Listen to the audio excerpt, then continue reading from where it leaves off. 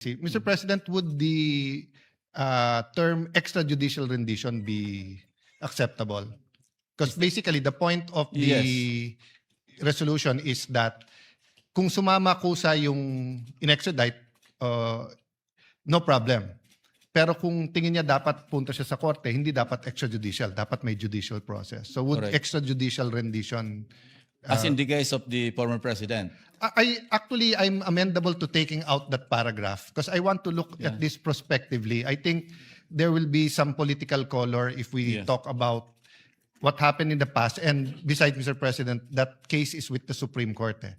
So the bottom line of this resolution is that if for whatever reason, a mistaken identity, sinasabi ng tao, hindi ako yan, sinasabi ng tao, he's innocent or wala tayong treaty doon, he can run to court before he is removed from the country.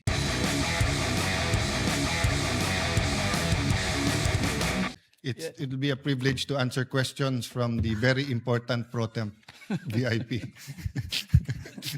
This is more of a manifestation of support rather than interpellation. However, Mr. President, with the permission of the distinguished minority leader, I would like to be clarified first on the definition of extraordinary rendition.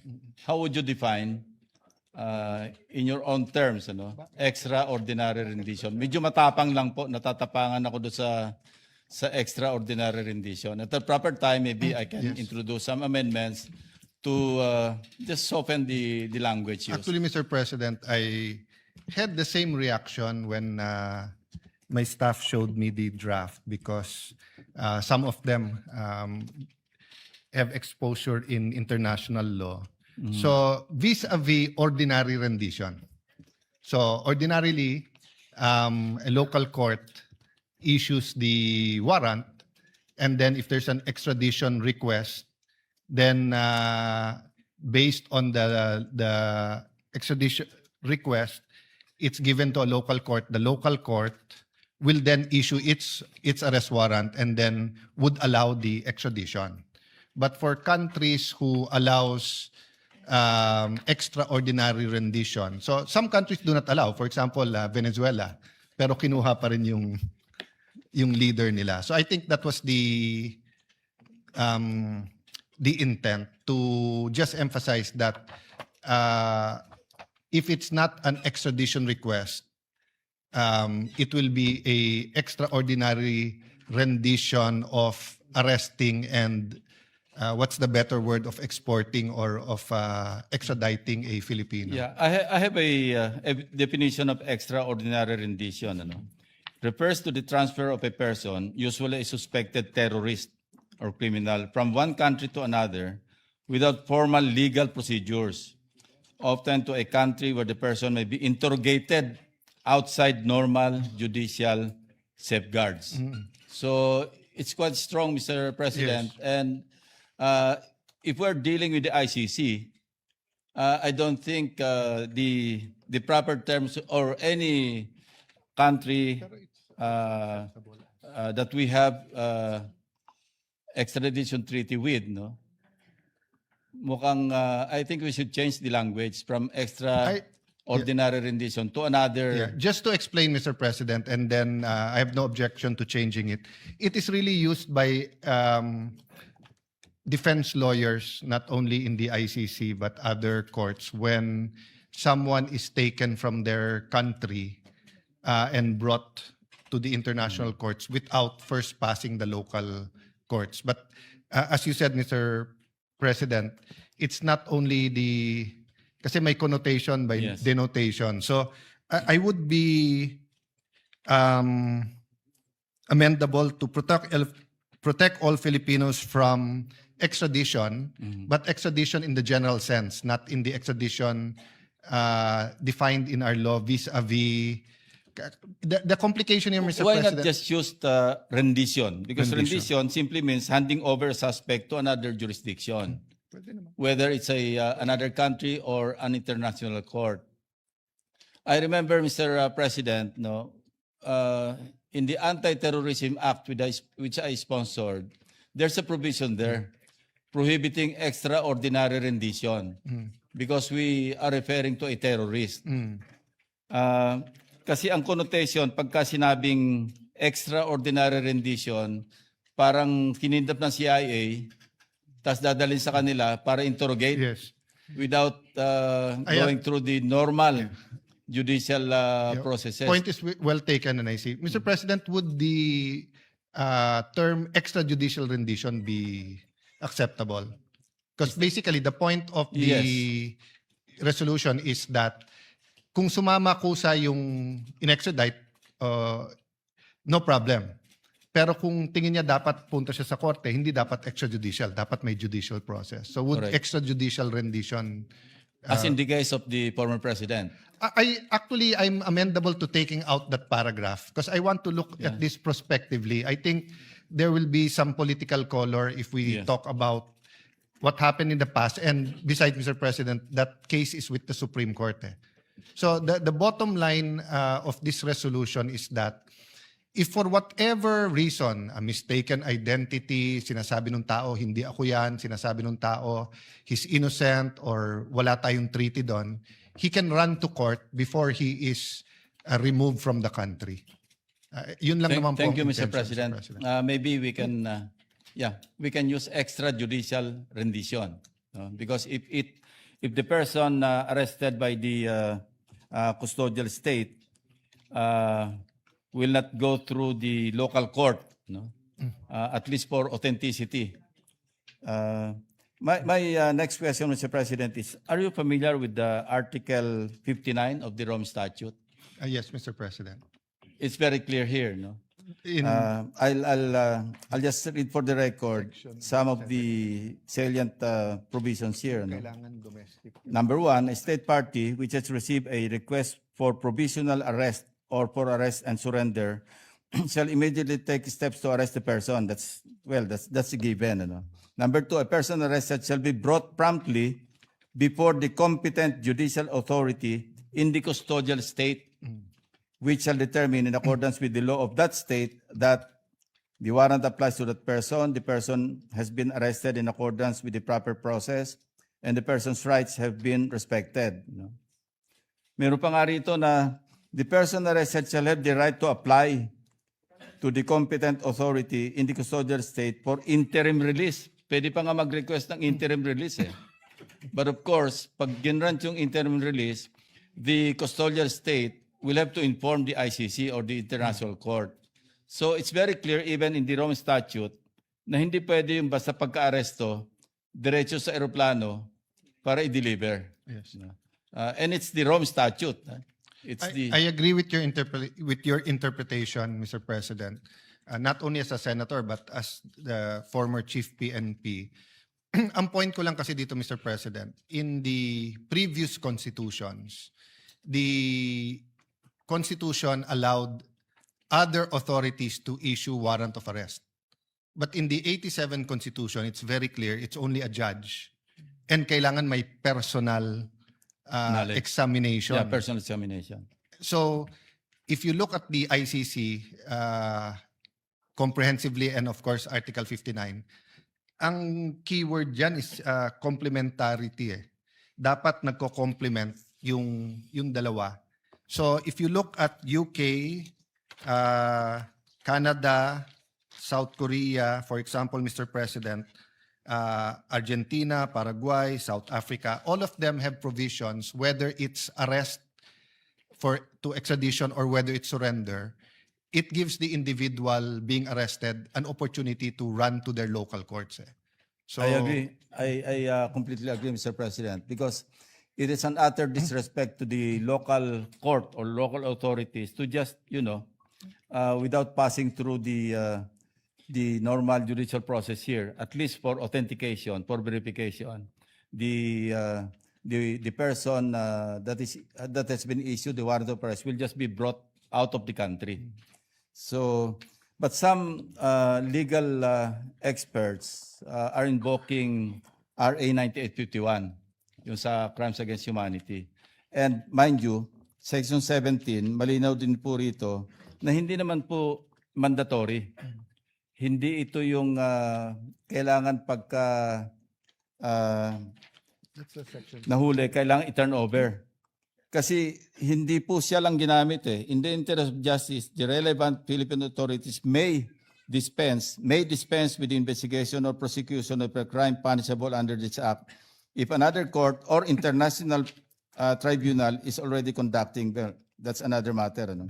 Instead, the authorities may surrender or extradite suspected or accused persons in the Philippines to the appropriate international court, if any, or to another state pursuant to the applicable not applicable here, no, the extradition, because we're not dealing here with the extradition. So hindi naman po mandatorily expressed, no, or hindi mandatory yung sinasabi ng 9851 na i-turn over. Well, Mr. President, 2 points. One, in the Pangilinan versus Cayetano case, it was made very clear that Who's that Cayetano, Mr. President? I was Secretary of Foreign Affairs at that time, so my name was by the process of the Supreme Court, but actually yung Solgen naman po ang nag-file talaga ng legal arguments, Mr. President. And of course, it was Senator Kiko Pangilinan.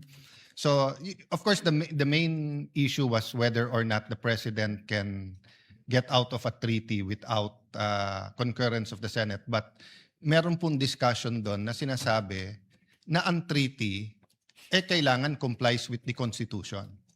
So any treaty, for example, Mr. President, that says that anyone can arrest anyone but hindi dadaan sa judge, that's unconstitutional. So if you look at all other countries, ine-emphasize nila yung Constitution din nila. And if you look at the Rome Statute, wala namang conflict po eh. Sinasabi din ng Rome conflict nandun eh. Secondly, Mr. President, of course, we entered the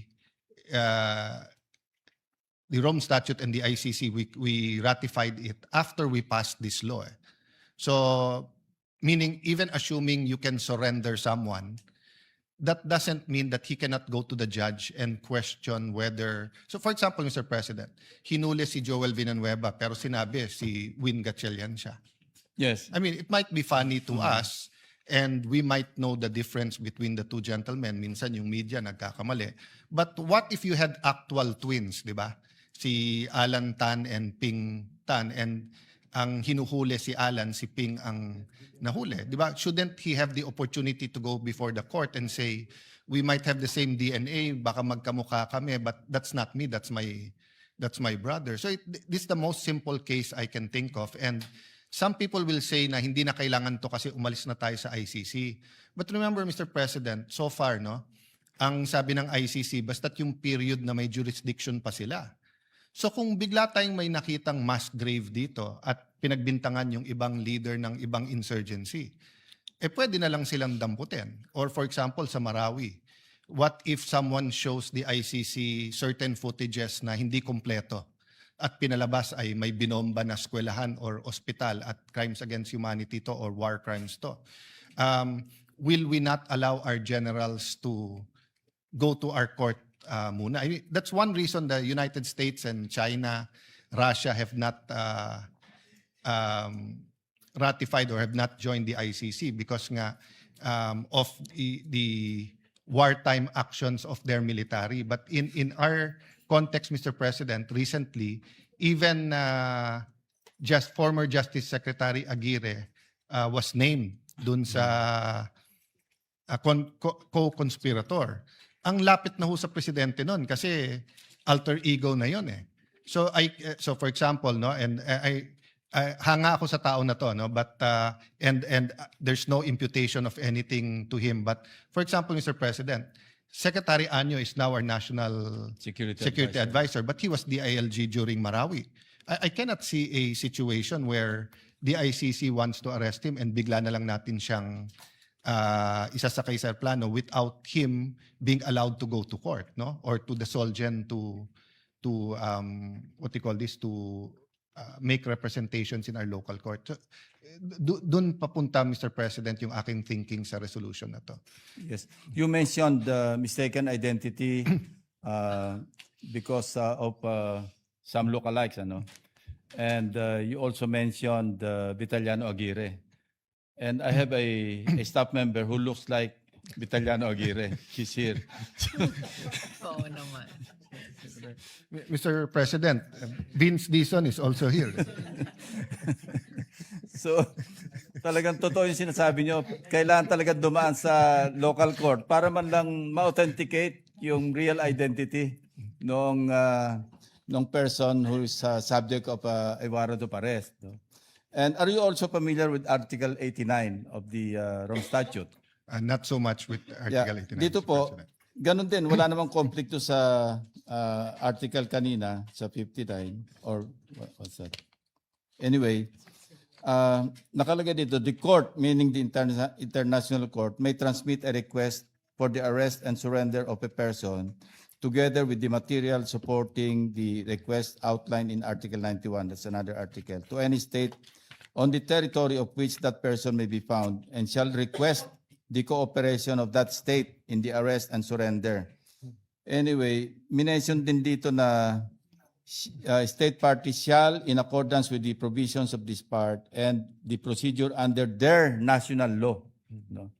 When the national law that is referred to here is 9851, which I mentioned earlier, as I mentioned earlier, hindi naman po mandatory yung... Sir President, I agree with the gentleman, Senate President Pro Tem, and I think it falls upon the Supreme Court to come out with its rules. Yung isang reason po nagbunsad sa akin na i-draft tong resolution na to, nung in-announce ng ICC na meron silang tinatawag na secret warrant of arrest. And I understand, kasi nga if you're dealing with war crimes or with genocide, Mr. President, and you're talking about dictators that have billions of dollars and can hide all around the world, you don't want to give them advance notice. But on the other hand, Mr. President,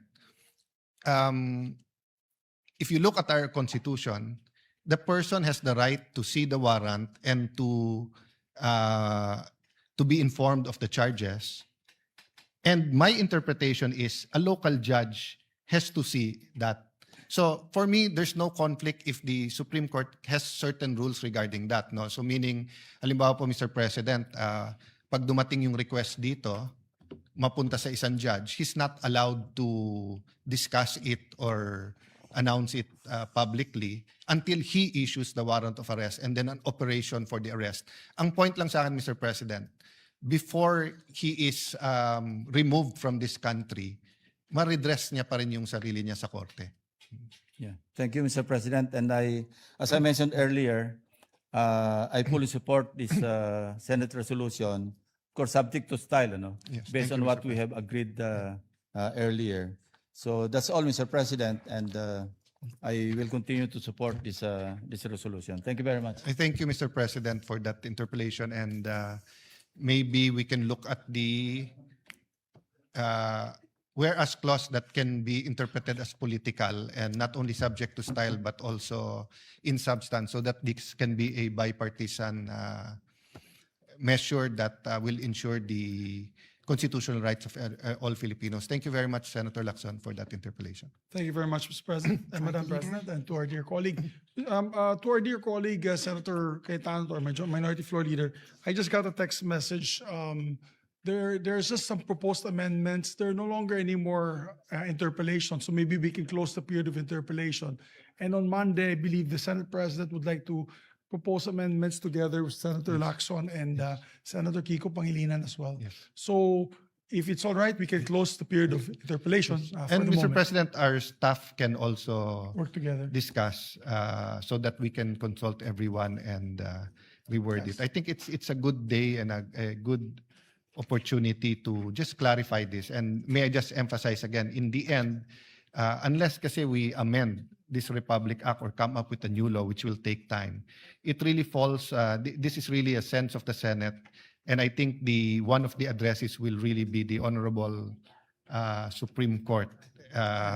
They did come out with rules for extradition. But I think there was a statement that it might not be applicable to rules of surrender under this RA. So maybe some clarity will come out of